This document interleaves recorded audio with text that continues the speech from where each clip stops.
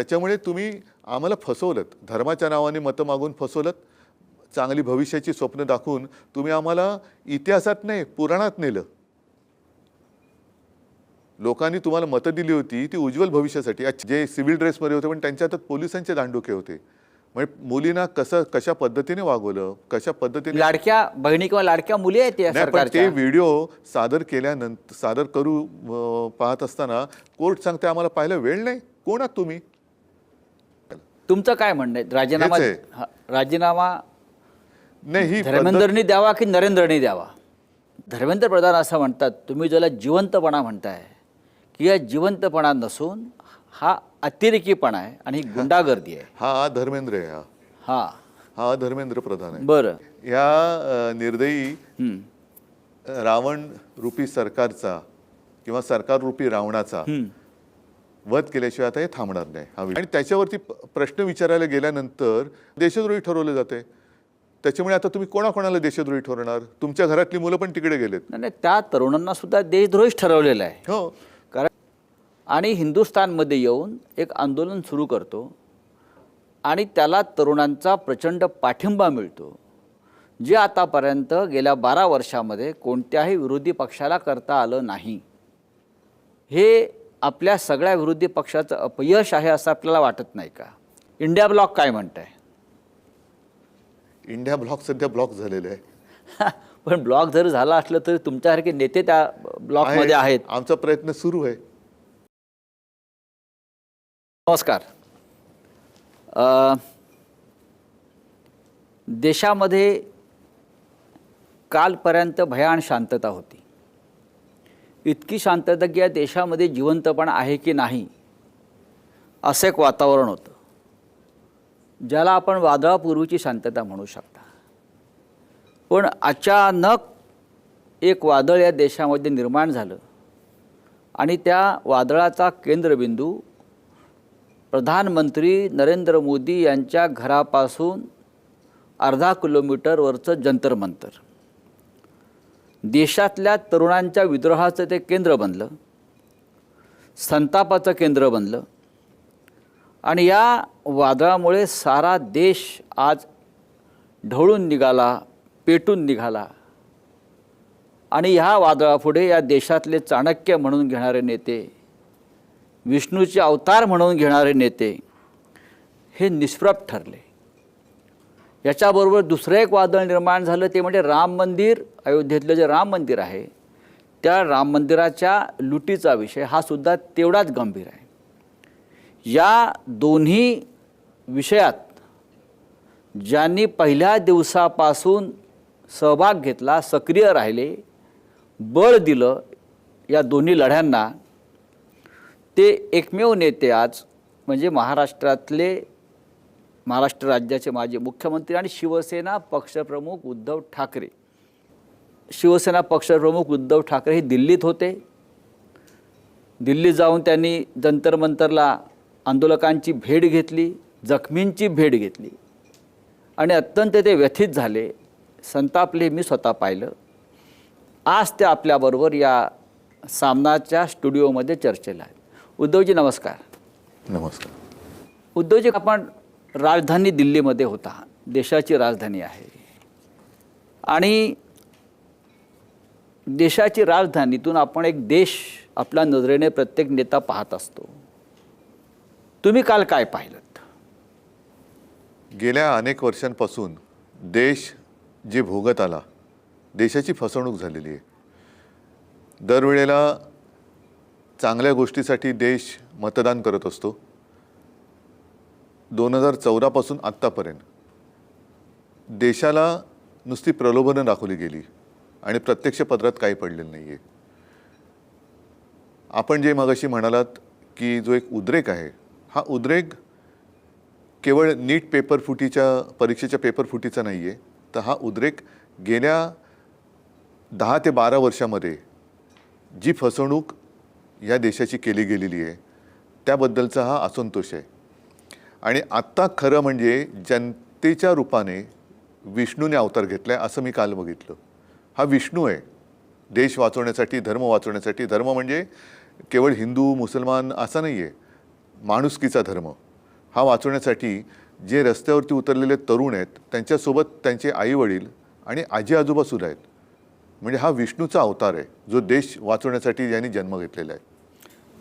उद्धवजी, आणि आपण पाहिलं असेल आणि आपण चिंता व्यक्त केली की दिल्लीच्या अनेक रस्त्यावर हा संपूर्ण, ज्याला तुम्ही जेन झी म्हणता, हा तरुण अत्यंत संतप्त काही लोक त्याला झुरळ म्हणतात, हो, झुरळ म्हणतात, कॉक्रोच म्हणतात. होय. पण हा ज्या पद्धतीनं तो दिल्लीच्या रस्त्यावर संतप्त होऊन वावरत होता, फिरत होता, पोलिसांशी संघर्ष करत होता, हे योग्य आहे का? एक गोष्ट मला मुंबईपासून दिल्लीपर्यंत लक्षात आलेली ती म्हणजे ही सर्व जनता भीतीच्या पलीकडे गेलेली आहे. भीतीची बंदूक त्यांच्या कपाळावरती किंवा मस्तकावरती आत्तापर्यंत ह्या सरकारने जी रोखली होती ती बंदूक आणि ती बंधनं जुगारून आताही स्वतःच्या जीवाची पर्वा न करता रस्त्यावरती उतरले. आणि का उतरणार नाही याचं कारण असं की 2014पासून एका भोळ्या अपेक्षेने, भाबडेपणाने ज्यांना पाठिंबा दिला त्यांनीच पाठीतवार केल्याची भावना या जनतेच्या मनात आहे. आणि बघा ना तुम्ही, प्रत्येक ठिकाणी नकार घंटाच आहे. रोजगार मिळत आहेत का? नाही. रोजगार मिळत नाही आहे. महागाई कमी होते का? नाही. पेट्रोलचे भाव कमी झालेत का? गॅसचे भाव झालेत का? नाही. पेट्रोलमध्ये आता इथेनॉलचं मिश्रण म्हणजे त्याच्यातसुद्धा भेसळ व्हायला लागलेली आहे. रस्त्यावरती खड्डे पडत आहेत, पूल पडत आहेत, पक्ष फोडले जात आहेत, दानपेट्या म्हणजे राम मंदिराची पेटी, दानपेटी फोडली जाते, फोडली म्हणजे लुटली जाते, पेपर फुटत आहेत. म्हणजे या सरकारला कशाचीच काही पडलेलं नाही आहे. म्हणजे सरकार अपयशी आहे किंवा सरकार पूर्णपणे किंवा सरकार लुटारूच्या भूमिकेत आहे? नक्की तुम्हाला काय म्हणायचं आहे? सरकार म्हणजे शेवटी काय, सरकारी एक यंत्रणा आहे, व्यवस्था आहे. ज्यांना ती व्यवस्था यंत्रणा चालवता येत नाही अशा लोकांच्या हातात हे सरकार आहे. हे देशाचं दुर्दैव आहे आणि त्याच्या विरुद्ध आज जनता पेटलेली आहे. फक्त दिल्लीत नाही तर देशाच्या कानाकोपऱ्यामध्ये, खास करून तुम्ही मुंबईत सुरुवात केली. हो, अशा प्रकारे पहिल्या दिवसापासून आपण पहिल्या दिवसापासून त्या आंदोलनात आहात. या देशाची तरुण पिढी त्यांच्या भवितव्यासाठी रस्त्यावरती उतरली आहे आणि ती या देशाची शिक्षण पद्धती आणि शिक्षण व्यवस्था कोलमडली आहे. हे या आंदोलनाचं मुख्य विचारधारा किंवा केंद्र आहे. बाकी कोणते विषय घेत नाही. ह्याच्यामध्ये मी म्हटलं ना की ही मालिका आहे.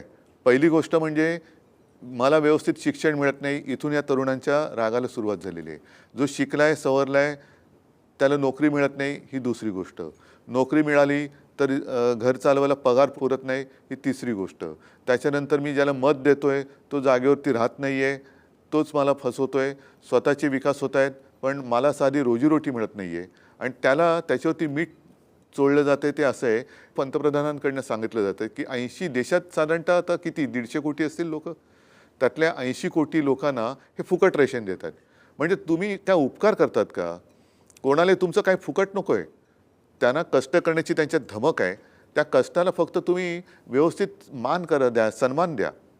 आणि अशी मुलं जेव्हा रस्त्यावरती उतरतात त्यांची कॉक्रोच म्हणून हेटाळणी केली जाते. अशी लोक काय लायकीची आहेत? ज्यांना म्हणजे तरुणांना कॉक्रोच म्हणणारी लोक काय लायकीची? ही हेटाळणी या देशाच्या मुख्य न्यायाधीशांनी केली आहे. हो, पण ही अयोग्य आहे. कॉक्रोच म्हणजे म्हणून मी म्हटलं ना की आपल्या देशाच्या स्वातंत्र्य संग्रामात अनेक क्रांतिकारिकांनी आपलं शहीद झालेत, जीव दिलाय, प्राण दिलाय. कोणासाठी दिला? काय वय होती त्यांची? ही जेनझीच, म्हणजे याला आपण आता जेनझी म्हणतो, तेव्हा तो शब्द नसेल, मला माहिती नाही, कारण मी नव्हतो त्या काळामध्ये, आपणही नव्हतो. पण त्यांनी त्यावेळेला जर का देशाच्या स्वातंत्र्यासाठी घरादाराची, प्राण्याची पर्वा न करता आहुती दिली असेल तर त्यांनी जीव दिला नसता, प्राण दिले नसते, ते शहीद झाले नसते तर ही खुर्चीची ऊब तुम्हाला उभवायला मिळाली असती का? म्हणजे हा त्यांचा अपमान आहे. छत्रपती शिवाजी महाराजांनी 17व्या वर्षी तोरणा जिंकला, ज्ञानेश्वरांनी ज्ञानेश्वरी लिहिली. मग त्यांचं कर्तृत्व हे तुमच्यापेक्षा कित्येक पटीने मोठे आहे. तुम्ही फक्त खुर्चीवर बसलात म्हणून आदरणीय असं नाहीये. नाही, ह्याला असं तुम्हाला खुर्चीबद्दल आदर जरूर आहे, पण त्या खुर्चीवर अशिक्षित लोक बसल्यामुळे खुर्चीचा मान वाढेल अशी वर्तवणूक जर कोण करणार नसेल तर त्याचा आदर कोणी ठेवणार नाही. या देशाचं आत्ता सुद्धा मी वाचलं की काल त्यांच्यासमोर, परवा जो काय लाठी हल्ला झाला, आपणही माझ्यासोबत होतात, अगदी एक मुलगी विवळून सांगत होती, आक्रोश करत होती, म्हणजे उद्वेग होता की तिचे कपडे फाडले गेले. हो.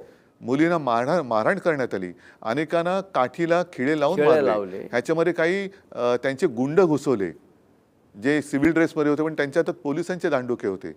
म्हणजे मुलींना कशा पद्धतीने वागवलं, कशा पद्धतीने लाडक्या बहिणी किंवा लाडक्या मुली आहेत या नाही, पण सरकारच्या. ते व्हिडिओ सादर करू पाहत असताना कोर्ट सांगते आम्हाला पाहायला वेळ नाही. कोण आहात तुम्ही? कोण आहात तुम्ही? कोणासाठी बसल्यात तिकडे? हा प्रश्न विचारायचा नाही.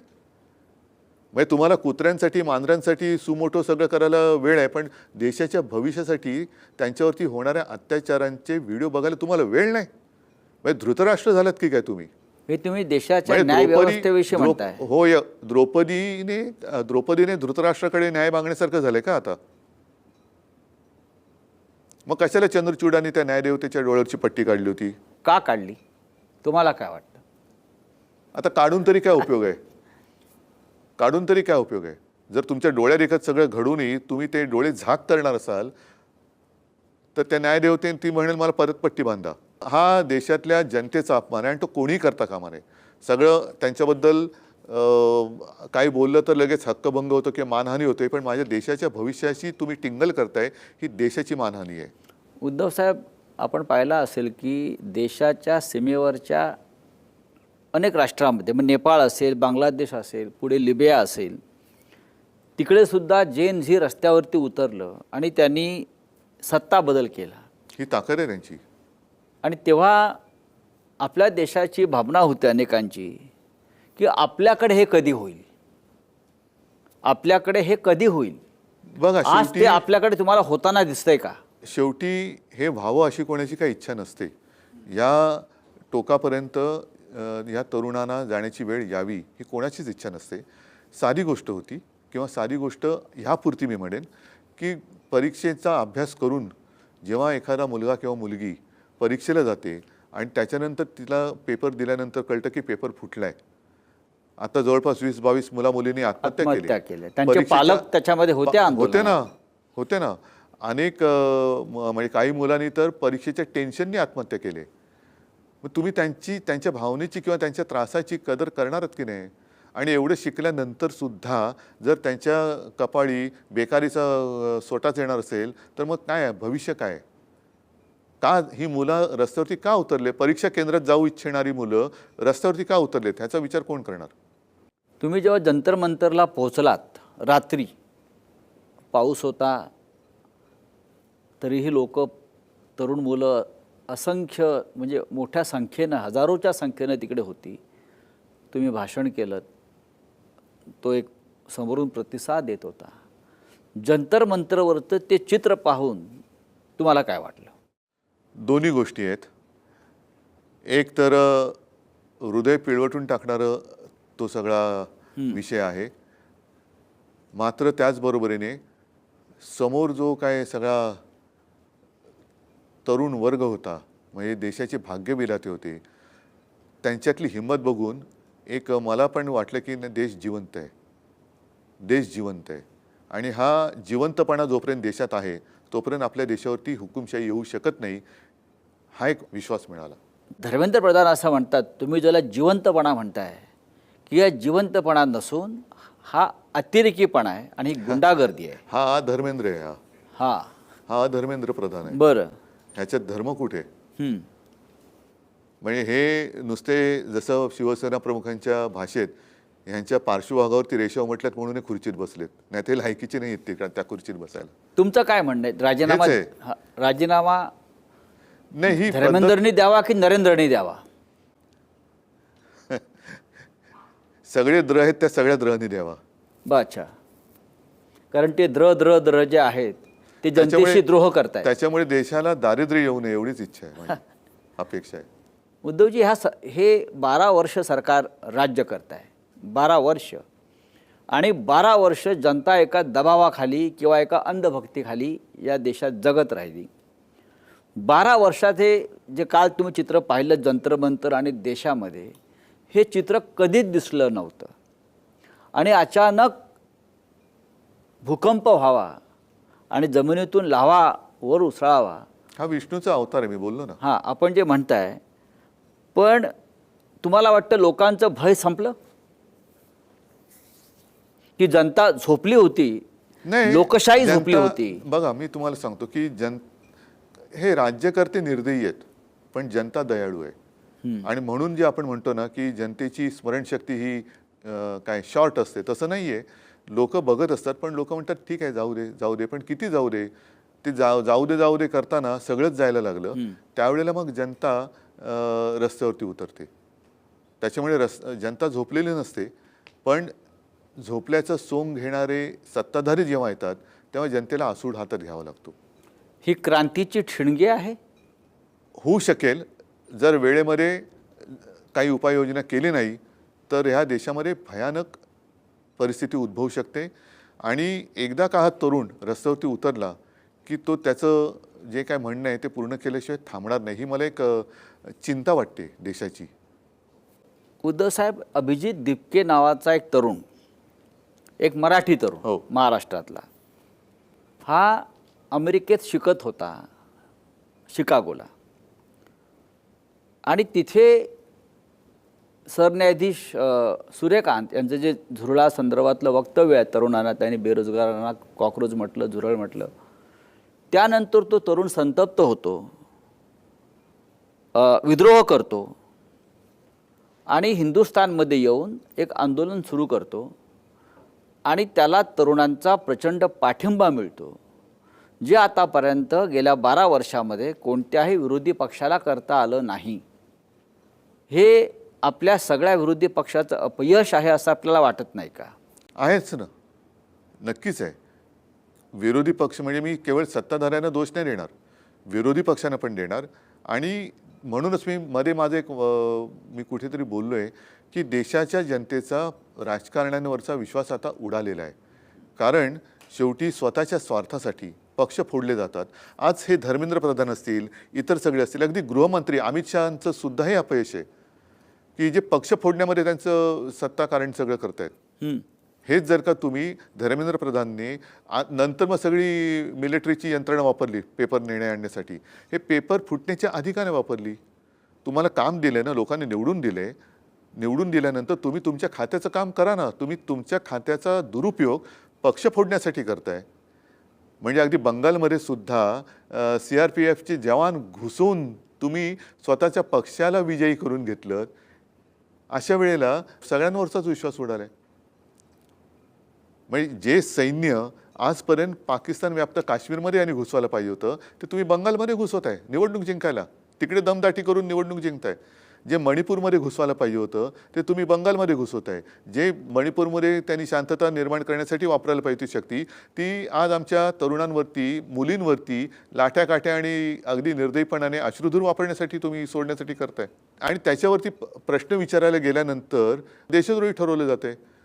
त्याच्यामुळे आता तुम्ही कोणाकोणाला देशद्रोही ठरवणार? तुमच्या घरातली मुलं पण तिकडे गेलेत. नाही, त्या तरुणांना सुद्धा देशद्रोहीच ठरवलेला आहे. हो, कारण त्याच्यामध्ये पाकिस्तानचा हात आहे, चीनचा हात आहे, मग असं सांगितलं जातं. मग हे आता व्हिडिओ आलेले आहेत की जे सिव्हिल ड्रेसमध्ये, नागरी वेशामध्ये हे गुंड दिसत आहेत. हे गुंड कोणाचे आहेत? भाजपचे आहेत, RSSचे आहेत का पाकिस्तानवरून आणले आहेत?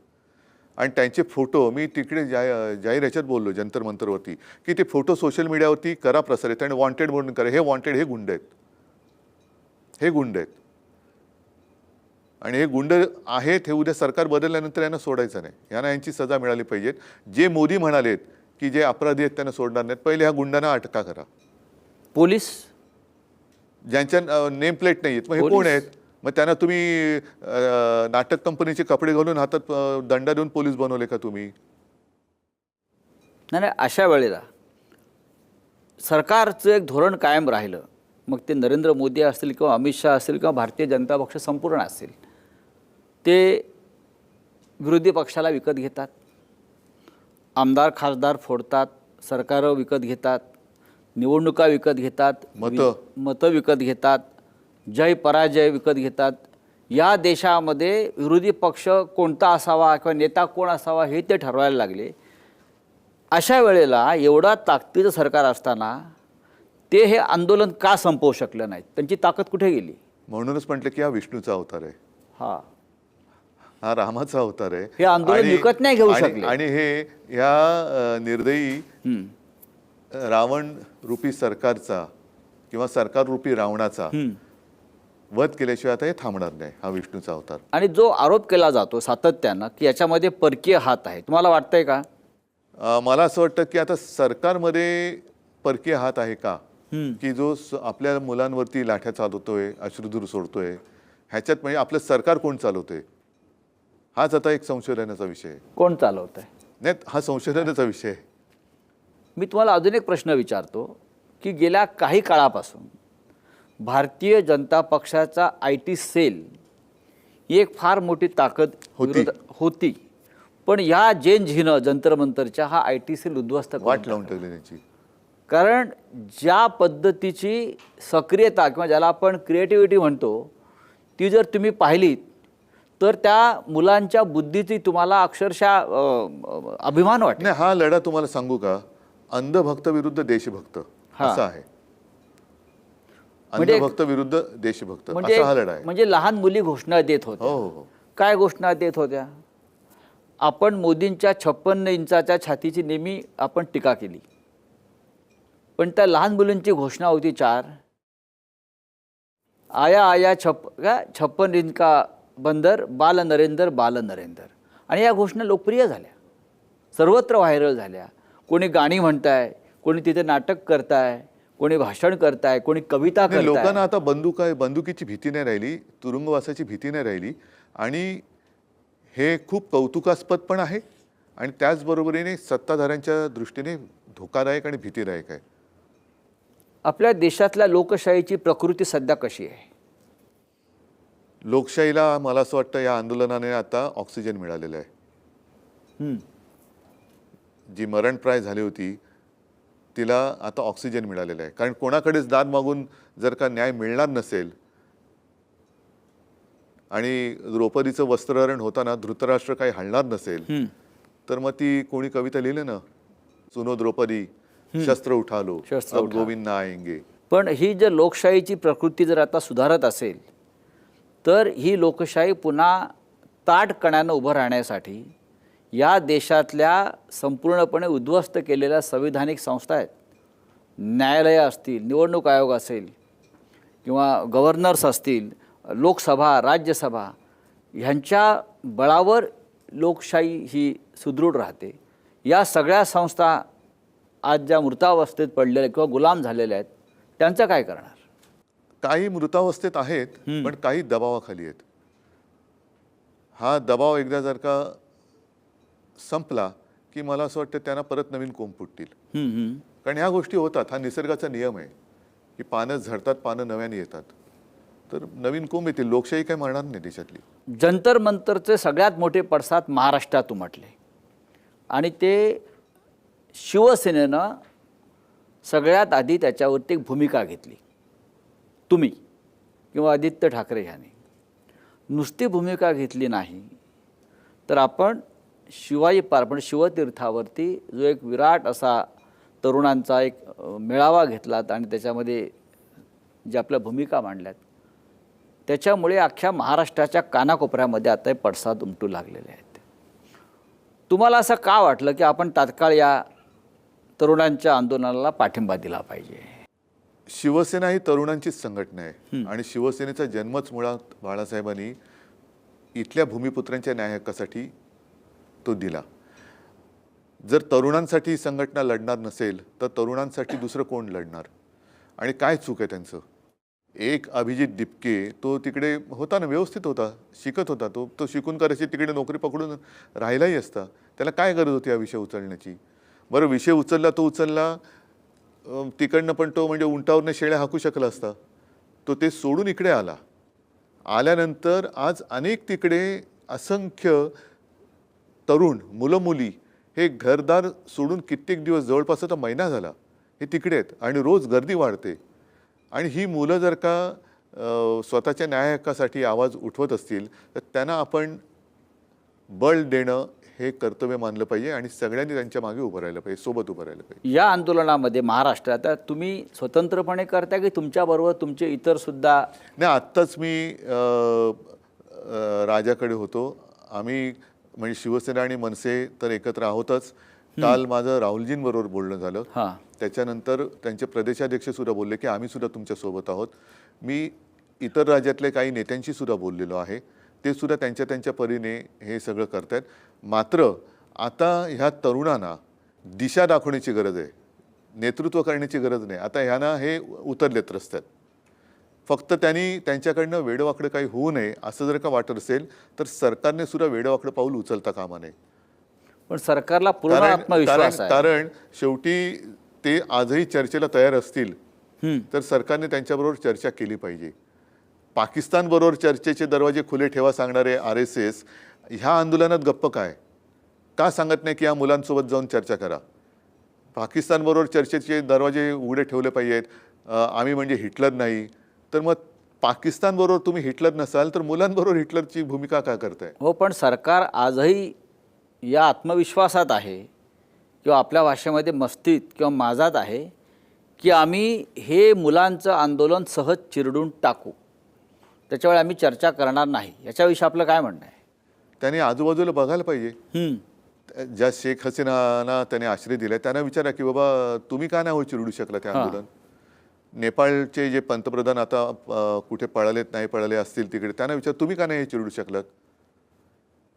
कारण देश म्हणजे दगडधोंडे नाही, तो देश म्हणजे देशातली जनता. आणि ती जनता लोकशाहीमध्ये जसं जनता मत देते तर मत देण्याचे आणि मत व्यक्त करण्याचे जनतेला प्रकार माहिती आहेत.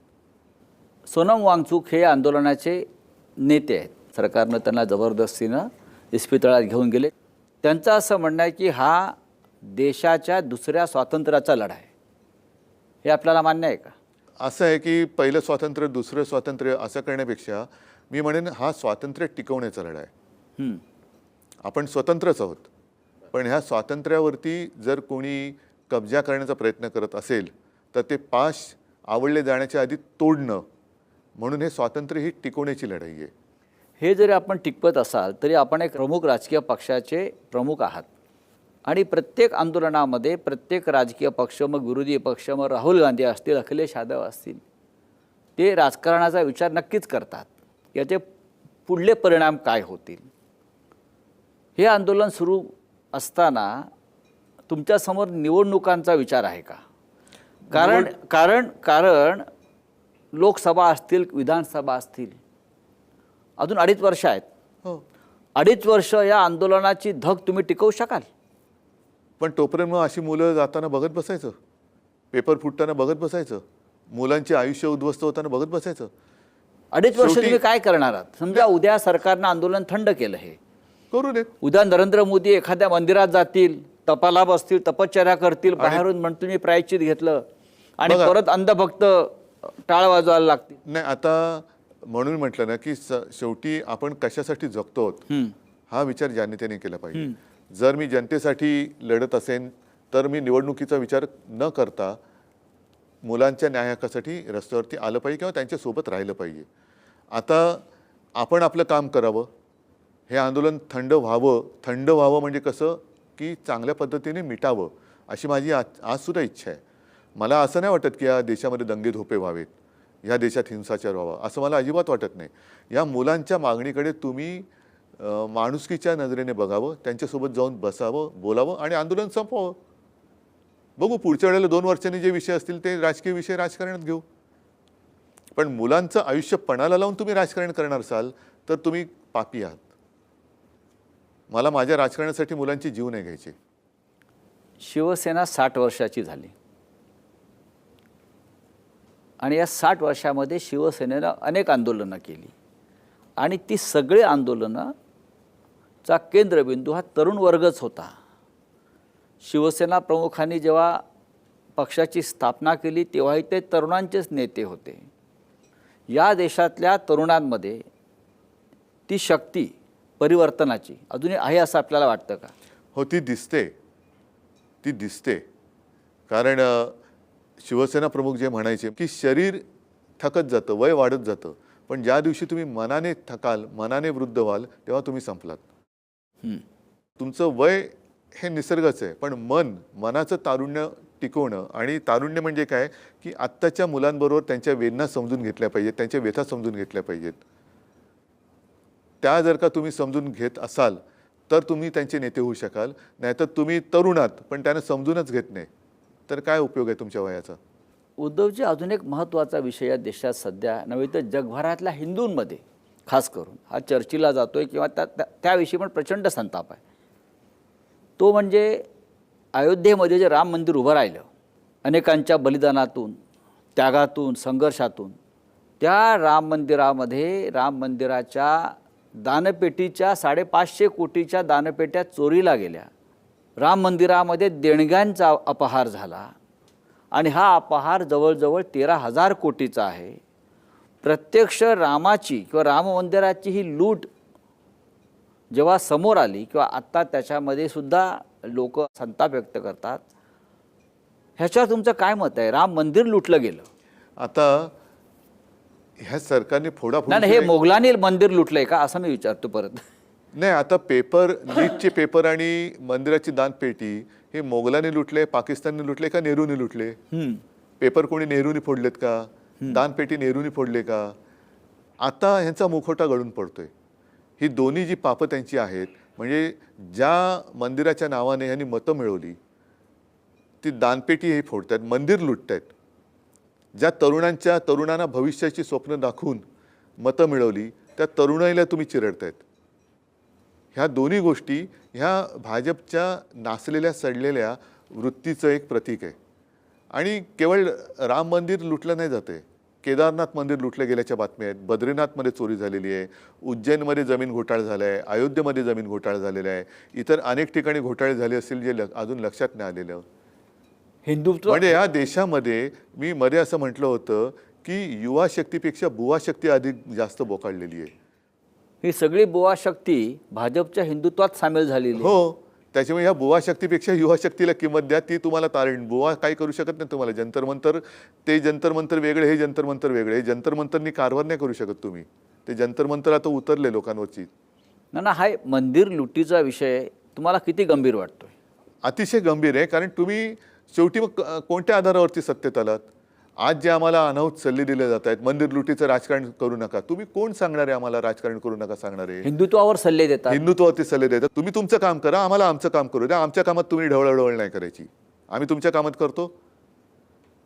आणि मग मंदिराचं राजकारण म्हणजे मला आठवतंय की ज्या हिंदुत्वाचा प्रचार केला म्हणून बाळासाहेबांचं मतदानाचा अधिकार बाळासाहेबांचा काढून घेतला होता. त्यांना ते निवडणूक कधीच लढवणार नव्हते. निवडणूक लढवण्याचा अधिकार काढून घेतला होता. भोगतोय कोण आज? बाबरी पाडल्यानंतर शिवसैनिकांवरती केसेस झाल्या होत्या. कोण भाजपवाला होता त्याच्यात? तेव्हा तर जबाबदारी यांनी टाळली होती. बरं, राम मंदिराचा निर्णय हा कोर्टाने दिलाय, मग का तिकडे तुम्ही बसलात? राष्ट्रपती का नव्हत्या?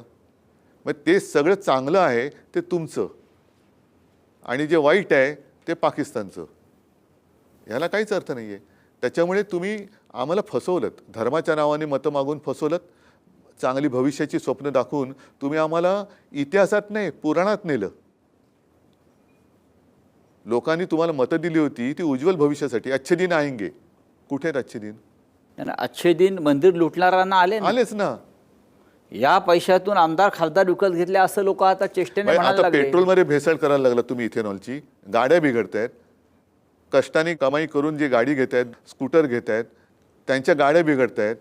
त्यांना जबाबदार कोण? बरं, ते भेसळयुक्त पेट्रोल वापरून ज्या रस्त्याने जात आहेत त्याच्यात 200 वर्ष खड्डे पडणार नव्हते, ते आता पूल पडत आहेत. खड्डे तर सोडा, पूल पडत आहेत. नाही, तुम्ही आता राम रक्षा आंदोलन सुरू केलेलं आहे. कारण राम रक्षा करणं हे आमचं काम आहे. हां. राम रक्षा बोलणं हे आमच्या मुख्यमंत्र्यांचं काम आहे. ते काम त्यांच्यावरती सोपवलेलं आहे. रामाचं संरक्षण तुम्ही करायला निघालेलं आहात.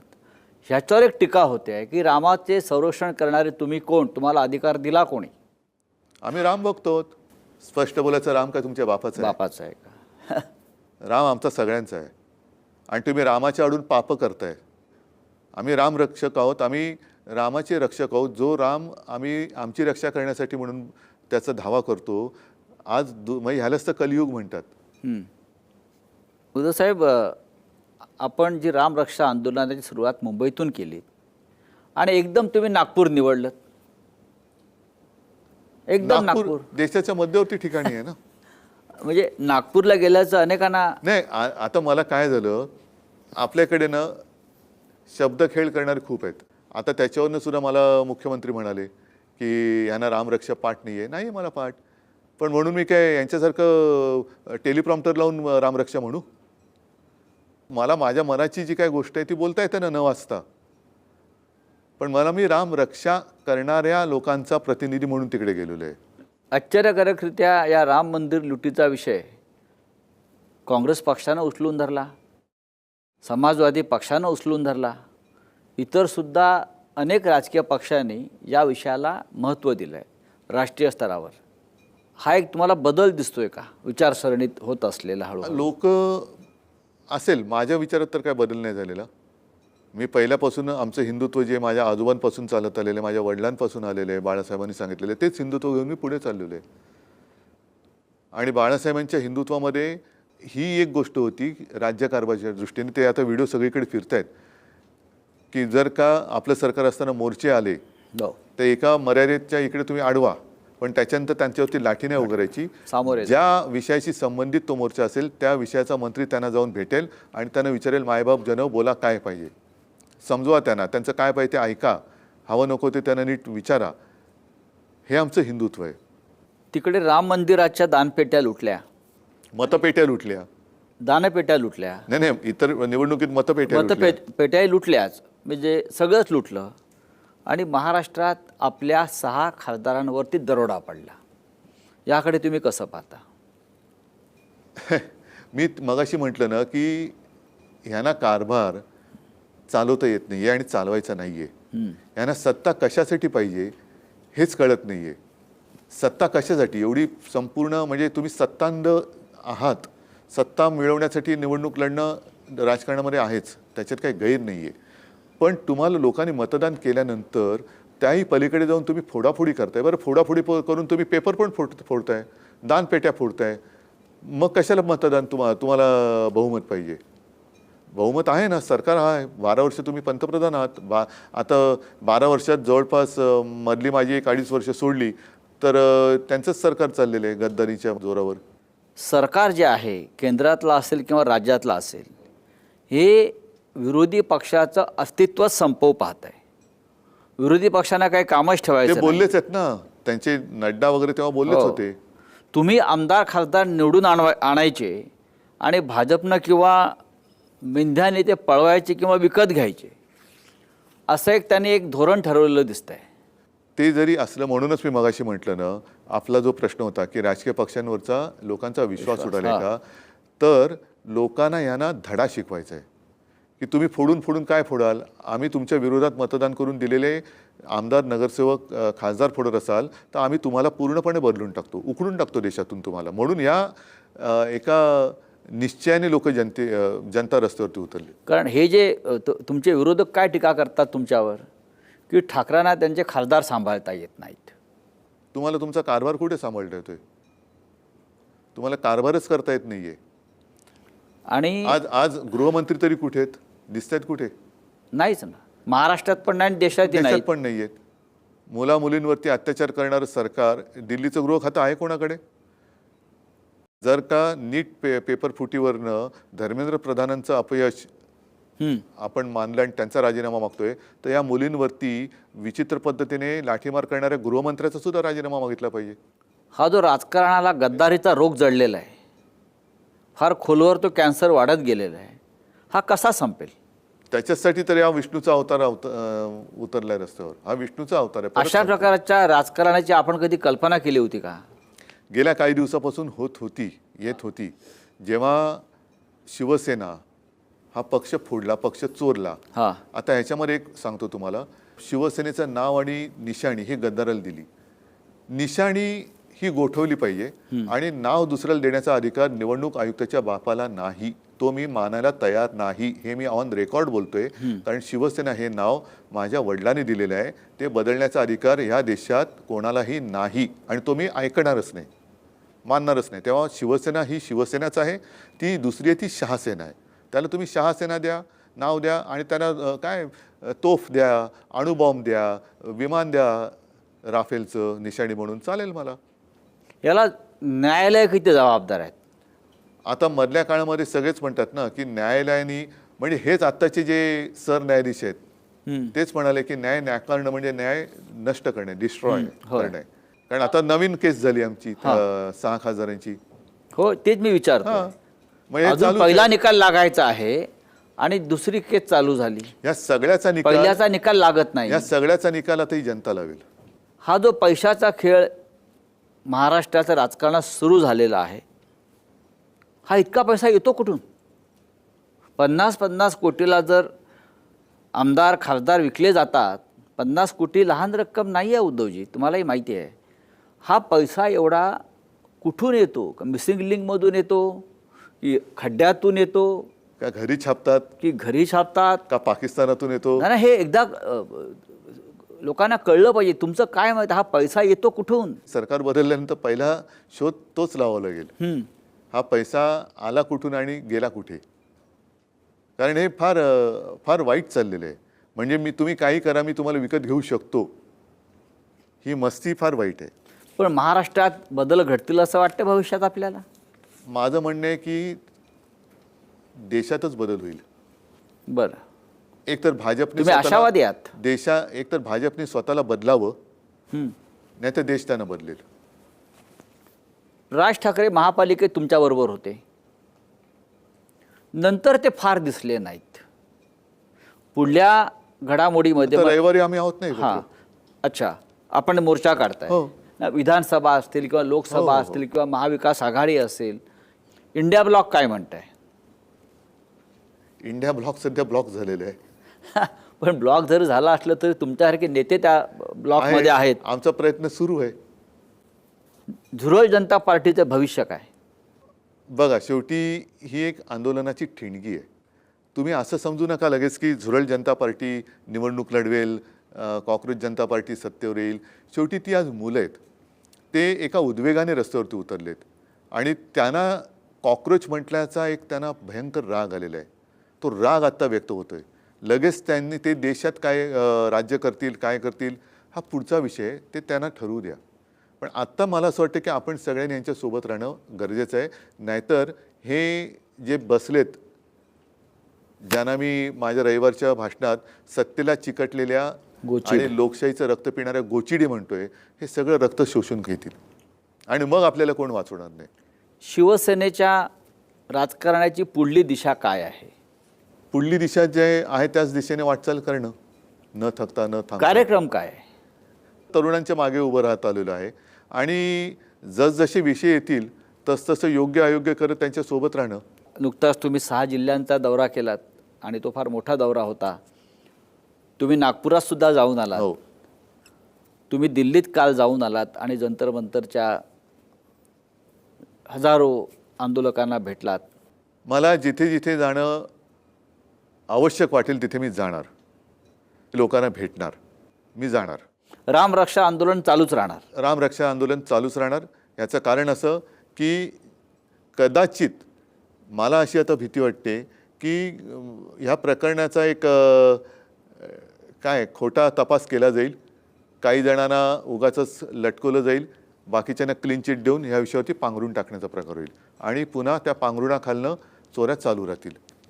तर तिकडे पूर्ण पारदर्शकपणाने तपास तर झाला पाहिजे, पण पुढची जी काही सिस्टीम ज्याला म्हणतो ती पारदर्शक असली पाहिजे. म्हणजे आणि म्हणून माझा एक असा विचार आहे, आता ते सगळ्यांनी मान्य करणं, ज्यांचं नाव घेतो त्यांना पण ते मान्य असलं पाहिजे की हा सगळा मंदिर लुटीचा तपास हा निवृत्त न्यायमूर्ती अभय ओक यांच्या माध्यमातून आपण बोललात त्या आधी, कारण ते अत्यंत निपक्षपातीपणाने याचा तपास आणि न्यायनिवाडा करू शकतील असं मला वाटतं. आता हा विषय त्यांचा आहे आणि ज्यांच्या हातात सत्ता आहे त्यांचा आहे. आपण हिंदुत्वाचे चौकीदार म्हणून काम करू इच्छिता असं मला वाटतंय. नाही, इकडे चौकीदार कोणी नाही आहे. कारण आता तो चौकीदार हा शब्द फार बदनाम झालेला आहे. कारण तिकडे राम मंदिरामध्ये सुद्धा चौकीदार असताना सुद्धा चोऱ्या झाल्यात. त्याच्यामुळे बाबा मी जसा आहे, मी देशभक्त हिंदू आहे, त्याच्यामुळे मी आहे तसंच मला राहू द्या. बोलण्यासारखं खूप काही आहे, पण माझं सगळ्यांना एक आवाहन आहे की आत्ताच आपण जागे झाला असाल तर ह्या तरुणांच्या पाठीशी उभे राहा. कारण हे आपल्या देशाचं भविष्य आहे. आत्ता जर का तुम्ही शांत राहिलात तर उद्या तुम्ही जगू शकत नाही. म्हणून आपण जिथे कुठे असाल, जे जे काय करता येणं शक्य असेल ते या देशासाठी जरूर करा. एवढंच माझं जिथे सगळ्यांना. आहात तेथून लढा. तिथून लढा, पक्षाच्या पलीकडे जाऊन, धर्माच्या पलीकडे जाऊन देशासाठी लढा. धन्यवाद. जय हिंद, जय हिंद, जय महाराष्ट्र.